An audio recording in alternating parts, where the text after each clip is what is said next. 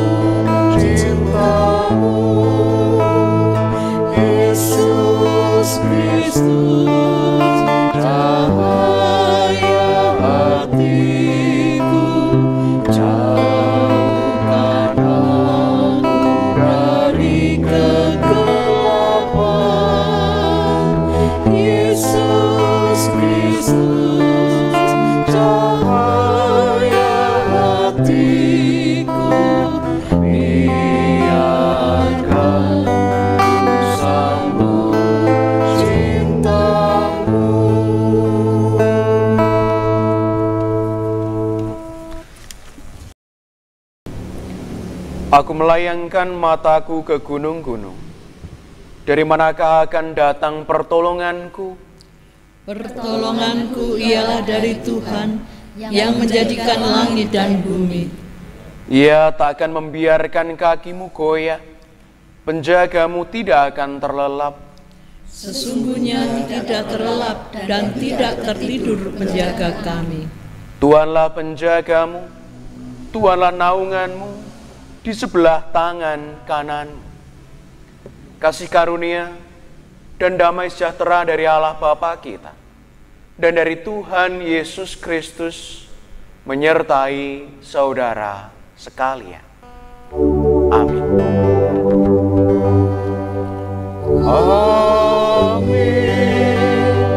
Amin. Amin.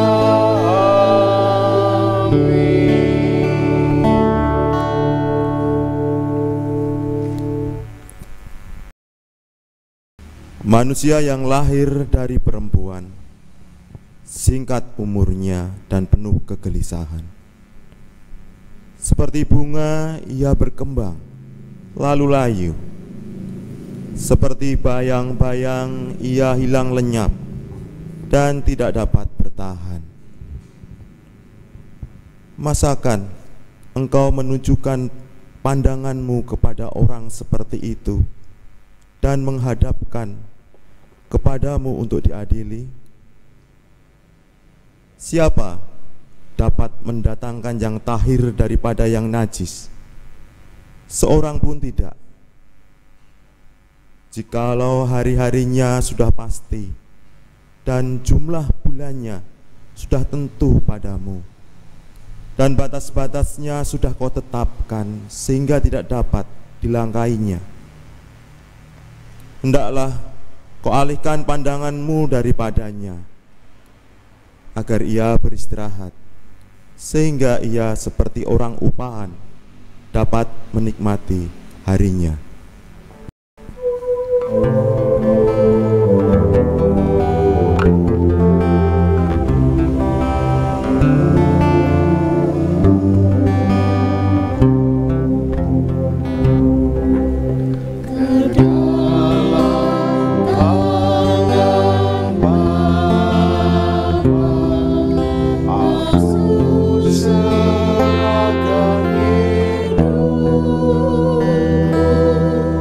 Ke dalam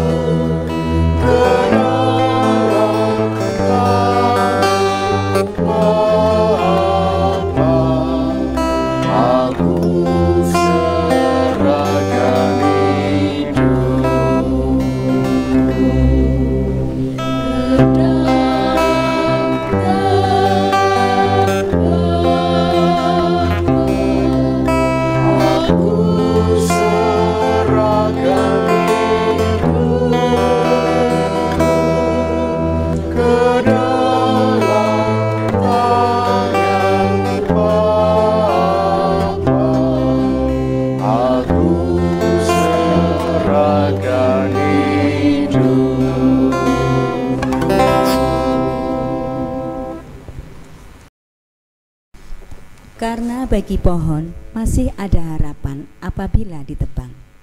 Ia bertunas kembali dan tunasnya tidak berhenti tumbuh. Apabila akarnya menjadi tua di dalam tanah dan tunggulnya mati di dalam debu, maka bersemilah ia setelah diciumnya air dan dikeluarkannya lah ranting seperti semai. Tetapi bila manusia mati, maka tidak berdayalah ia. Bila orang binasa, di manakah ia? Seperti air menguap dari dalam tasik, dan sungai surut dan menjadi kering. Demikian juga manusia, berbaring dan tidak bangkit lagi. Sampai langit hilang lenyap, mereka tidak terjaga dan tidak bangun dari tidurnya. Ah, kiranya Engkau menyembunyikan aku di dalam dunia orang mati, melindungi aku sampai murka-Mu surut, dan menetapkan waktu bagiku, kemudian mengingat aku pula. Kalau manusia mati, dapatkah ia hidup lagi? Maka aku akan menaruh harap selama hari-hari pergumulanku, sampai tiba giliranku.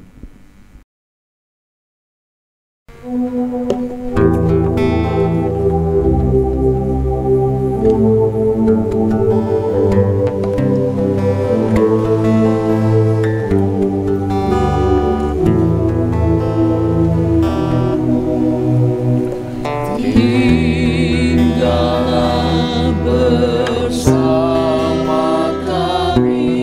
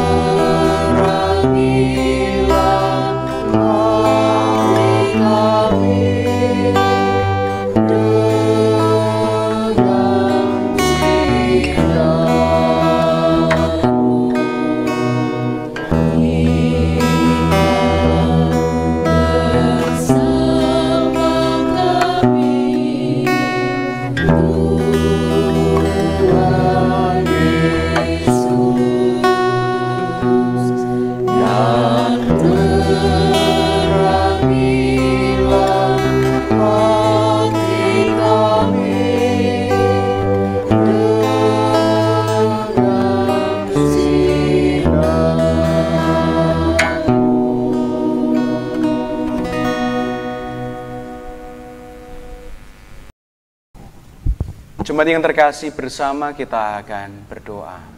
Mari. Kami menyatukan hati kami di dalam kegelapan malam ini, bersama merasakan dan menghayati kedukaan ketika Engkau turun ke dalam kerajaan maut. Bagaimana saat ini kami menghayati bagaimana kegelapan ada di dalam kehidupan kami. Dan kami hanya percaya bahwa Engkaulah yang mampu untuk meneranginya. Maka bersama-sama kami mohon ya Bapa, terangilah hati kami, hiburlah kami, dan kuatkanlah kami. Kami akan menerima Injil Kerajaan, ialah menjadikan penghiburan bagi kami, kekuatan dan penuntun bagi langkah kami. Di dalam nama Tuhan Yesus Kristus, kami memohon. Amin. Jemaat Tuhan yang terkasih, bersama saat ini kita akan menerima pembacaan Injil Yesus Kristus yang terambil dari Injil Matius 27. Ayat 57 sampai 66 tentang Yesus dikuburkan dan kubur Yesus dijaga. Demikian Injilnya. Menjelang malam, datanglah seorang kaya, orang Arimatea yang bernama Yusuf, dan yang telah menjadi murid Yesus juga. Ia pergi menghadap Pilatus dan meminta mayat Yesus. Pilatus memerintahkan untuk menyerahkannya kepadanya. Dan Yusuf pun mengambil mayat itu, mengapaninya dengan kain lenan yang putih bersih, lalu membaringkannya di dalam kuburnya yang baru, yang digalinya di dalam bukit batu. Dan sesudah menggulingkan sebuah batu besar ke pintu kubur itu, pergilah ia. Tetapi Maria Magdalena dan Maria yang lain tinggal di situ, duduk di depan kubur itu. Keesokan harinya, yaitu sesudah hari persiapan, datanglah imam-imam kepala dan orang-orang Farisi bersama-sama menghadap Pilatus. Dan mereka berkata, "Tuan, kami ingat bahwa si penyesat itu sewaktu hidupnya berkata, 'Sesudah 3 hari aku akan bangkit.' Karena itu perintahkanlah untuk menjaga kubur itu sampai hari yang ketiga. Jikalau tidak, murid-muridnya mungkin datang untuk mencuri dia, lalu mengatakan kepada rakyat, 'Ia telah bangkit dari antara orang mati,' sehingga penyesatan yang terakhir akan lebih buruk akibatnya daripada yang pertama." Kata Pilatus kepada mereka, "Ini penjaga-penjaga bagimu. Pergi dan jagalah kubur itu sebaik-baiknya." Maka pergilah mereka, dan dengan bantuan penjaga-penjaga itu, mereka memeterai kubur itu dan menjaganya. Amin. Demikianlah Injil Yesus Kristus. Yang berbahagia ialah mereka yang mendengarkan firman Tuhan dan yang memeliharanya. Hosiana.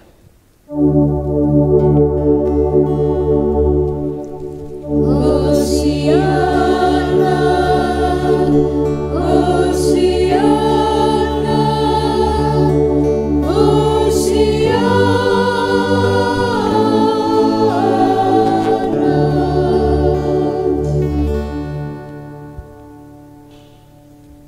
Pengharapan di tengah duka.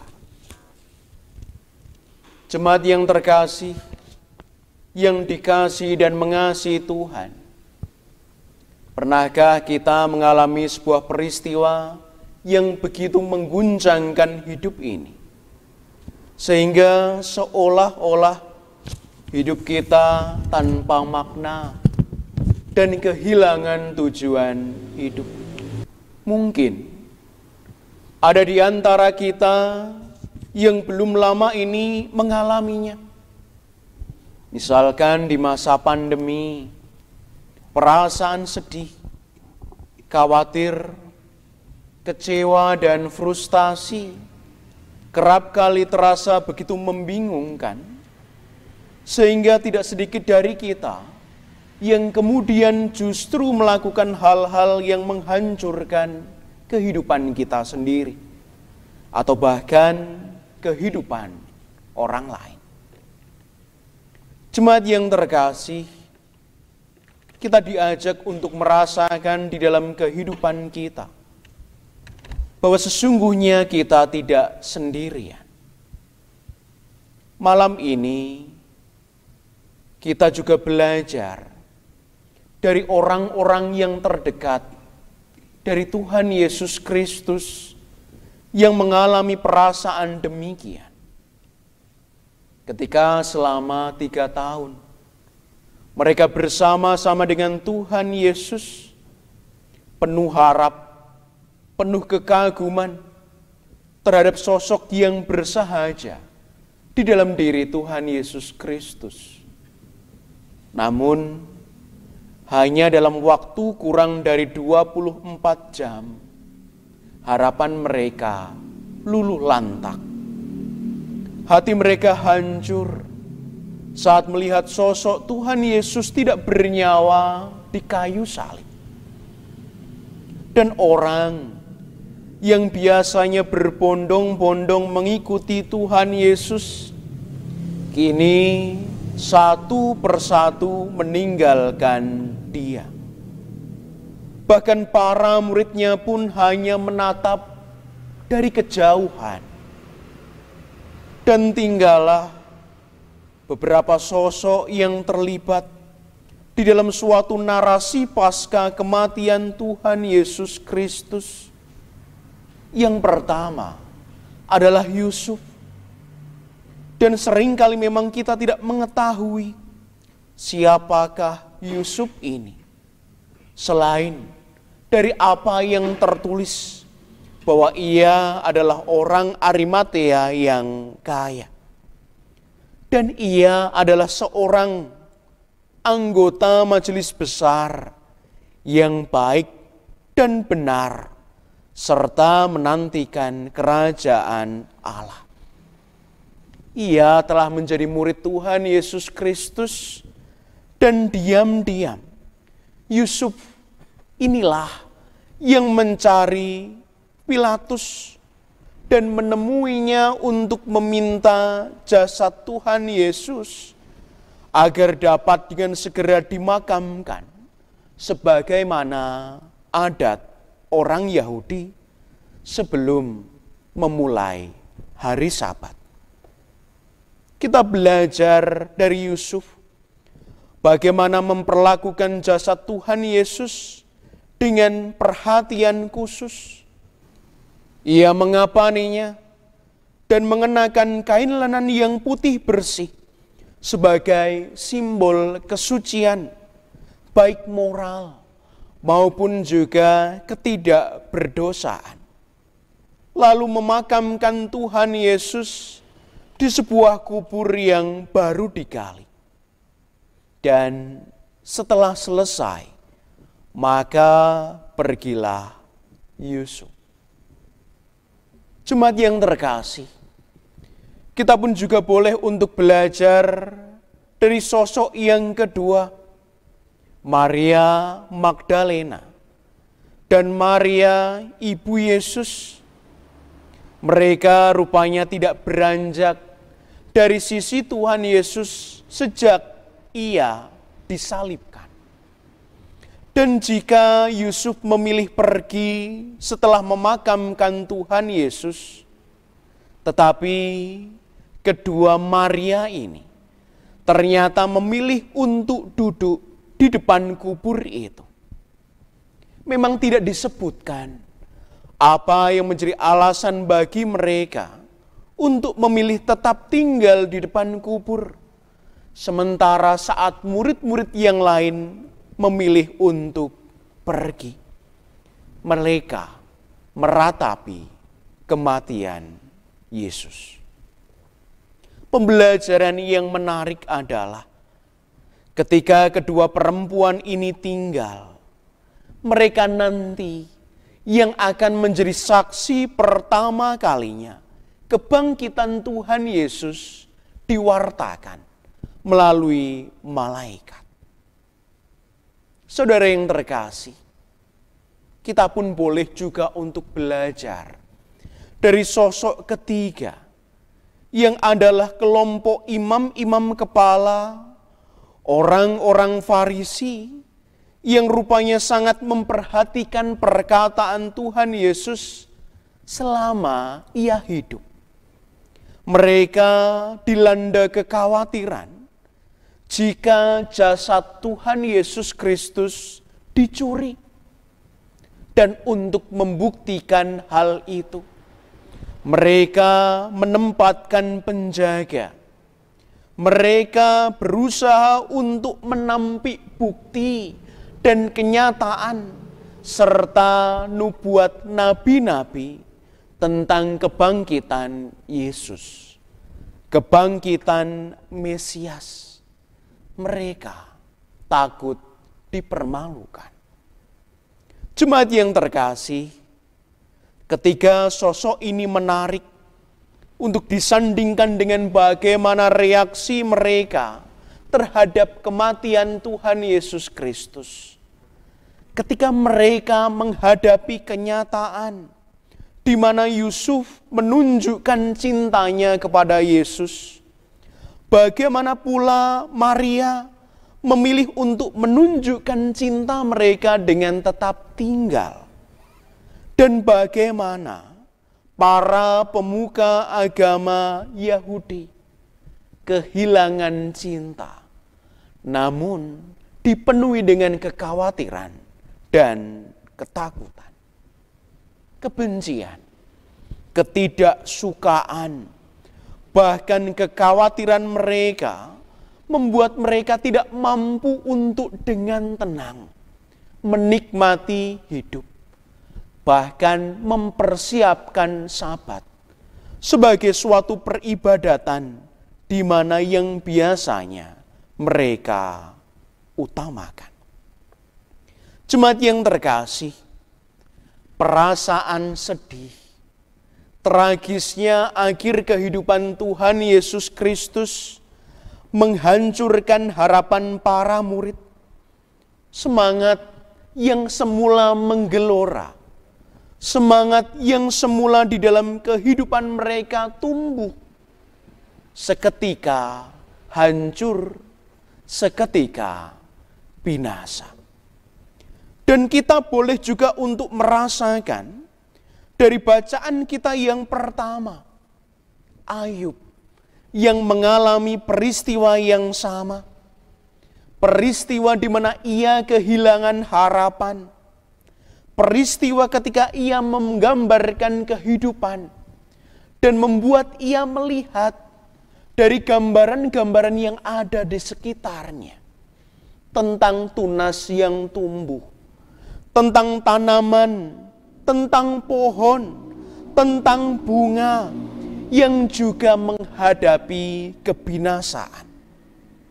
Juga membuat kita belajar bagaimana sesungguhnya manusia tidak dapat berbuat apa-apa ketika menghadapi kebinasaan, ketika menghadapi kematian. Sedemikian terpuruknya Ayub, sedemikian pula terpuruknya para murid ketika menghadapi kenyataan bahwa di dalam kehidupan mereka ada fakta yang tidak dapat mereka sembunyikan. Jemaat yang terkasih, apa yang dialami oleh Ayub dan apa yang dirasakan oleh para murid saat ini menjadi perenungan bagi kita untuk menghadapi peristiwa-peristiwa yang berat. Apapun yang saat ini kita rasakan, apapun peristiwa yang mengguncangkan kehidupan, bahkan iman kita, perasaan putus asa, perasaan kecewa, perasaan sedih dan kehilangan, biarlah di malam hari ini kita hayati sebagai peristiwa yang mendewasakan kehidupan kita. Sehingga hal-hal yang berat yang kita rasakan tidak membuat kita kehilangan pengharapan. Saat ini kita diajak untuk datang kepada Tuhan, untuk merasakan dan merenungkan bagaimana rencana di dalam kehidupan kita. Dan sekalipun kita merasakan lelah, kita diajak untuk membuka diri, membuka hati, dan membuka harapan kita akan pengharapan-pengharapan yang baru, akan rencana-rencana indah yang Allah tata di dalam kehidupan kita. Yang sekalipun luka kita rasakan, yang sekalipun harapan melemahkan kita, tetapi biarlah saat ini kita merasakan di dalam kehidupan dan mengamini pengharapan akan karya Allah terus berjalan.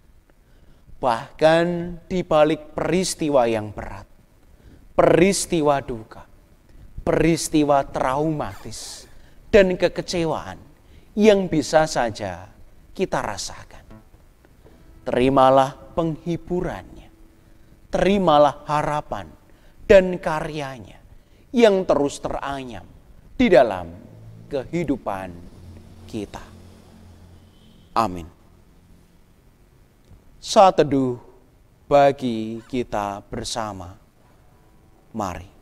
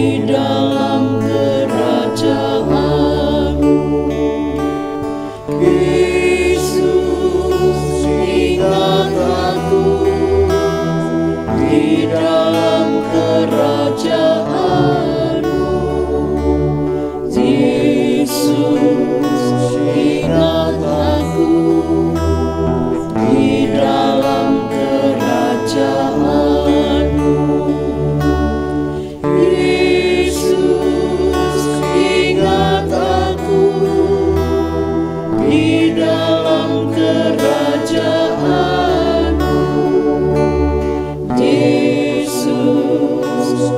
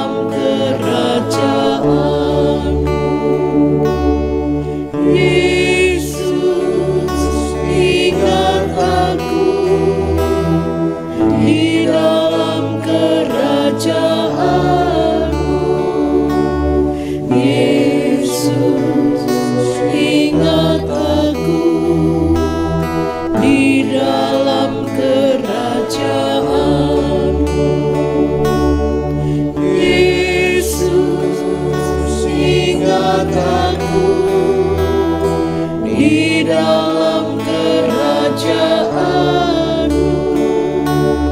Yesus, ingat aku di dalam kerajaan-Mu. Yesus, ingat aku di dalam kerajaan-Mu. Yesus, ingat aku di dalam kerajaan-Mu.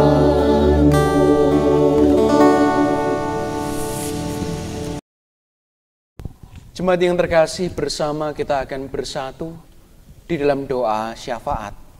Mari kita berdoa. Ya Bapa, Anak dan Roh Kudus, kami datang dalam kelemahan kami sebagai manusia. Kami datang memohon belas kasihan dan lawatan-Mu. Dengarkanlah seruan kami. Dalam Yesus kami memohon.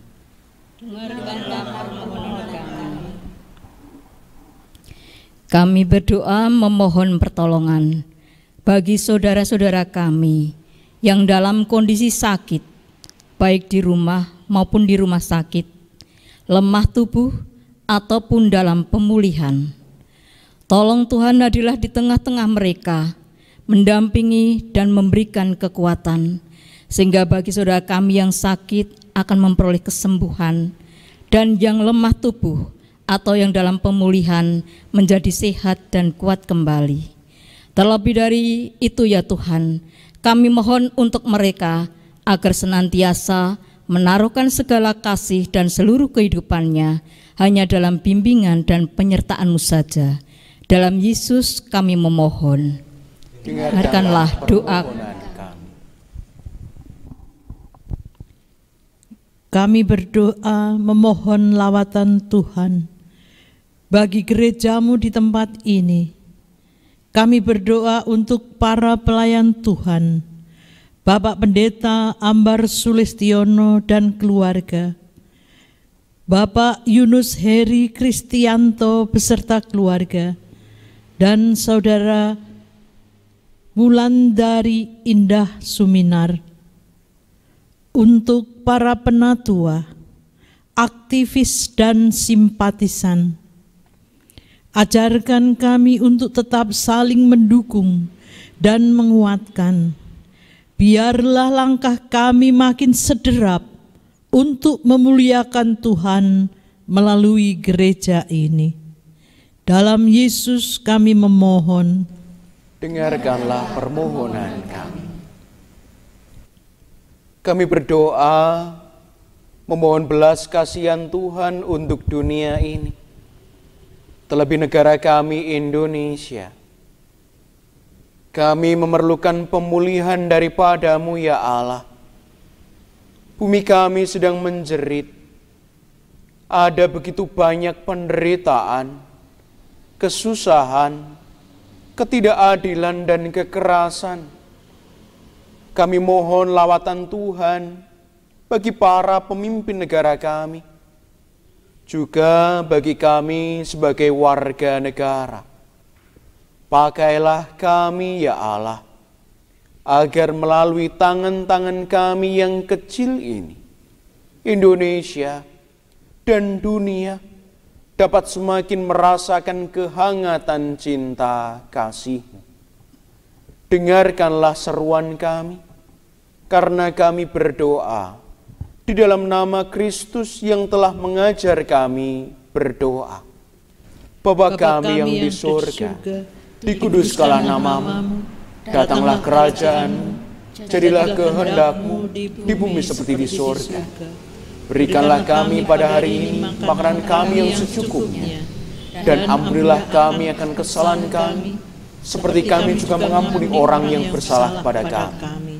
Dan janganlah membawa kami ke dalam pencobaan, tetapi lepaskanlah kami daripada yang jahat. Karena Engkau-lah yang punya kerajaan dan kuasa dan kemuliaan sampai selama-lamanya. Amin.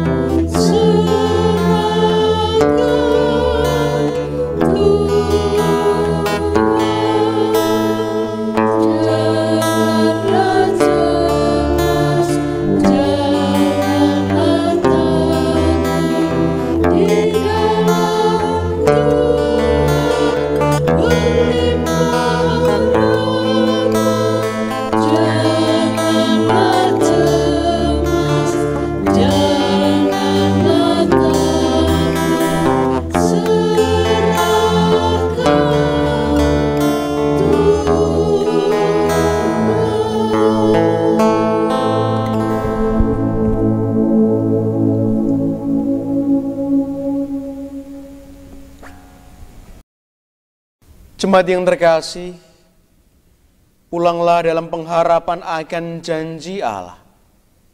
Ia terus berkarya dalam situasi kehidupan yang berat. Jalanilah hidup dengan teguh dan setialah melakukan panggilannya. Syukur kepada Allah. Terimalah berkat-Nya. Tuhan memberkati saudara dan melindungi saudara. Tuhan menyinari saudara dengan wajah-Nya dan memberi saudara kasih karunia. Tuhan menghadapkan wajah-Nya kepada saudara dan memberi saudara damai sejahtera. Amin. Amin.